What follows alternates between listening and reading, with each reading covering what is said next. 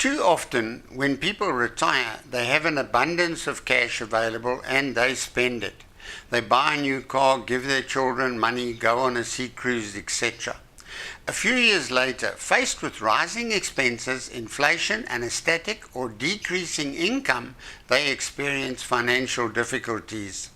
Winston Churchill once said that living too long is one of life's greatest dangers. But why must this be so? Why does retirement income so often not last? When you mature a retirement fund, such as a pension or an RA fund, then you are allowed to take 1/3 of the amount you have in the fund as a lump sum, and the other 2/3 has to be placed into an annuity to provide you with a regular pension income. A living annuity is a popular product in which to invest the 2/3 amount, as in theory it will provide income virtually forever.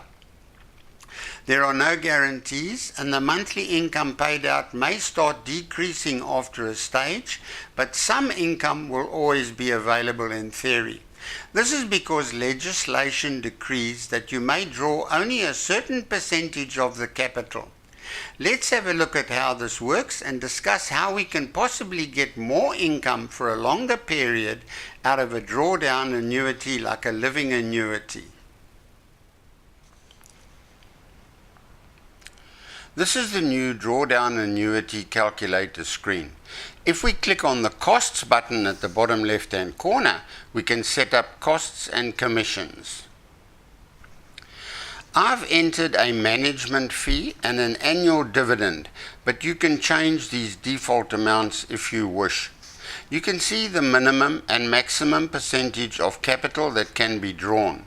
When calculating income drawn shown in the amortization table, the program will adjust the income requested using these limits.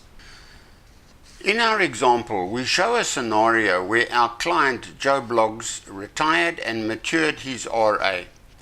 The total amount in the RA was 3 million rand, and Joe can take 1/3 or 1 million as a lump sum, and Joe has elected to place the remaining 2/3 or 2 million rand into a living annuity.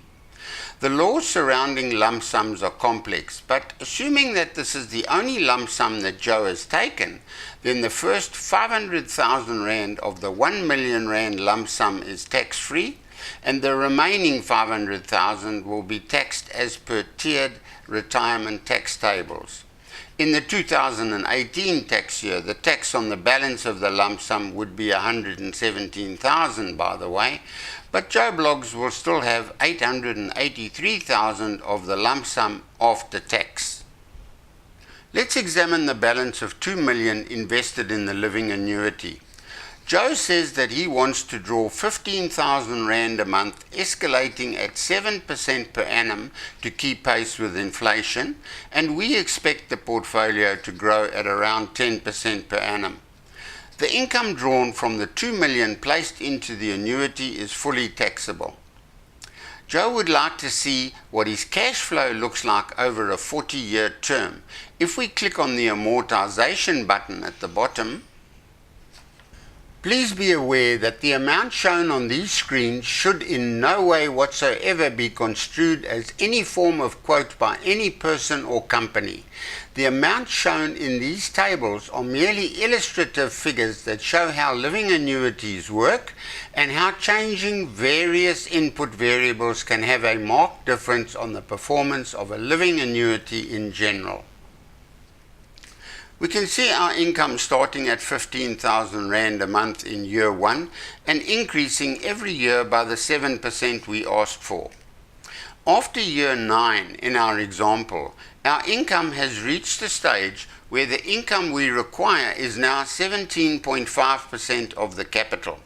We are now drawing 17.5% of capital that is growing at 10%. And if we scroll down further, we can see that the situation gets worse.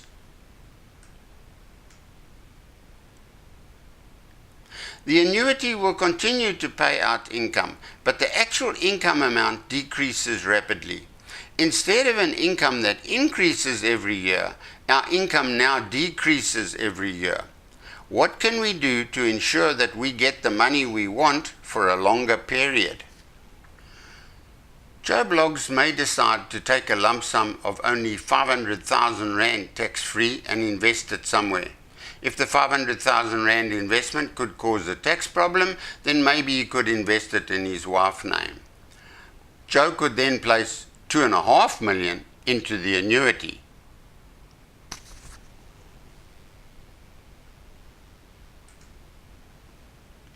The amortization now shows that the required inflation-linked income would be available for 15 years instead of 9 years. That is for another 6 years. I want you to note that our income required in year 6 is 21,000 Rand.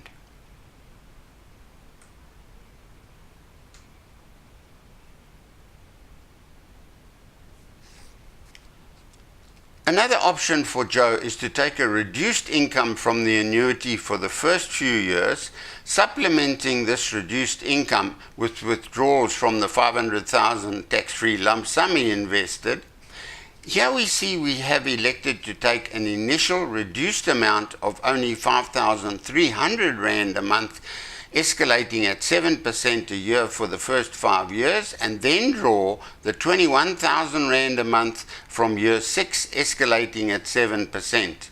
If we click on the amortization button, we can see that although we asked for a 7% escalation in income for the first 5 years, the program is giving us more.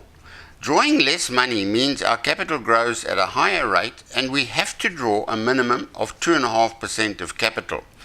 This means the income we draw is 8-point-something% more than we drew the previous year.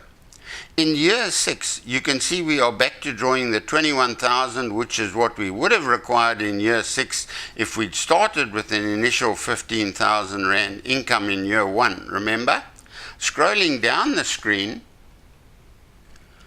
we can see that we continue to receive our required inflation-linked income right up until year 22, and that is for an extra 13 years, more than double the term we looked at initially.